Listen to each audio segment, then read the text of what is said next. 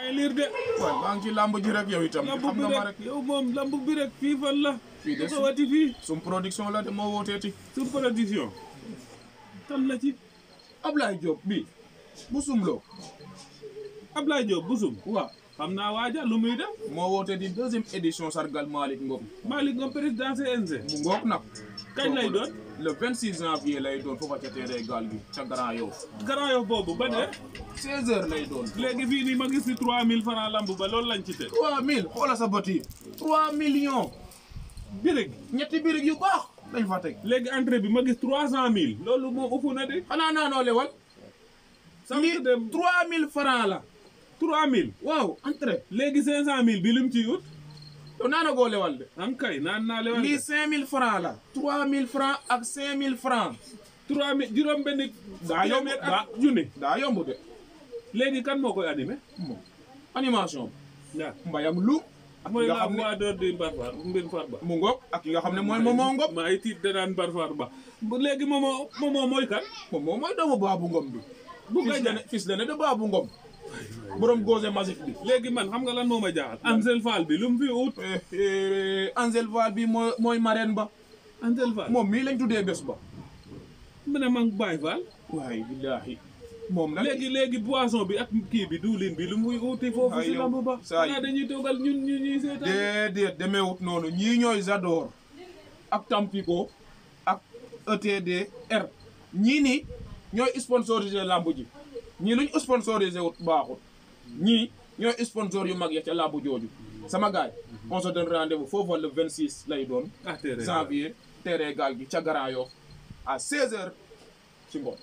horaire bi kañ lay dem horaire bi 9h bu Foundiougne bi 9h may waajal lamb gaage moo di gaage ban man fa moo di fan gaage moo di mii fii gaage moo di waaw ñu ne kañ ak kañ la le 17 ak le 18 le 18 janvier bii nii le 17 aljuma la de ajuma la kay loolu boo julee jumaa rek mun ngaa dem waaw léegi ma gis ay bëf xaw ma ay bëf xaw ma ay nag ñaata nag lañ ca moo teg di 5 nag lañ teg kañ 45 000 francs kañ de 17 le 17 au 18 léegi ñu ne les ñu tegal leen ñaari nag ak 15 000 francs CFA luur laa ilaha illallah ñi ñoo ëppal luur ñu teg ñetti nag ak 25 000 francs cey nga ne kan moo koy woy sax kan moo koy loolu daa jara laaj kooku di mbayang luum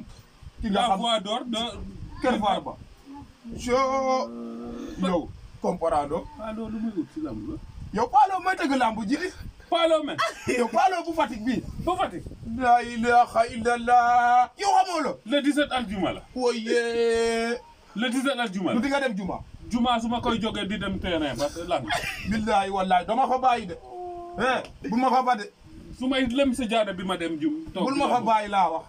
waaw laa ilaha kon sama gars yi kon bu leen rate loolu gaage moo di ñoo woote dëkk Abdou Thiaw waaw gis nga ko de maa ngi lii rati xam nga ne ci lamb ji rek laa nekkati waaw si lamb yi fii fan la nii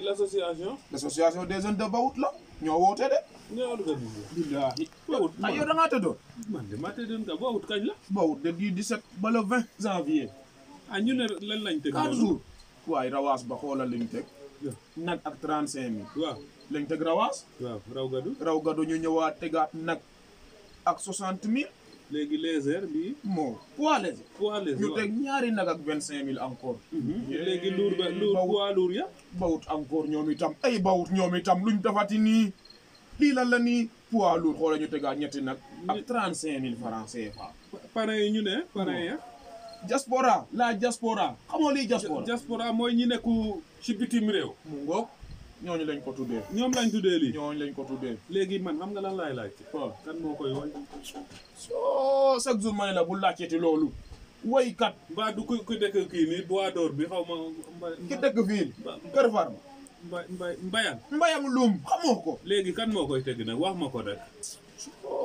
yow kay fu ma la waxee mbayang luum kay surtout côté gii xam nga ne Paalo lay doon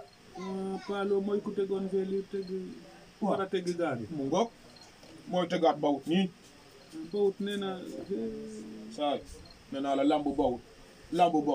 dëkk ñoom bébé Ama Baldé gaal yi heure bañ la ñu de man moom 9h lay dugg fii gaal de dem de oto mënu faa dem de gaal rek a fay dem gaal waaw kon ku ñëw na teel Foundiougne gii gaal a fay dem boo demee Jifeer gaal a fay dem oto mënu faa dem kon nag ngeen xamee ko noonu Bawut oto mënu faa dem moto mënu faa dem gaal kese moo fa mun a dem sama gaay Bawut lay doon du 17 au 20 janvier seen gàmmu gi le 16 la képp ku bugg a dem si gàmmu ga tamit nga fexe waajaale aja sama gaay yi ba biir Bawut.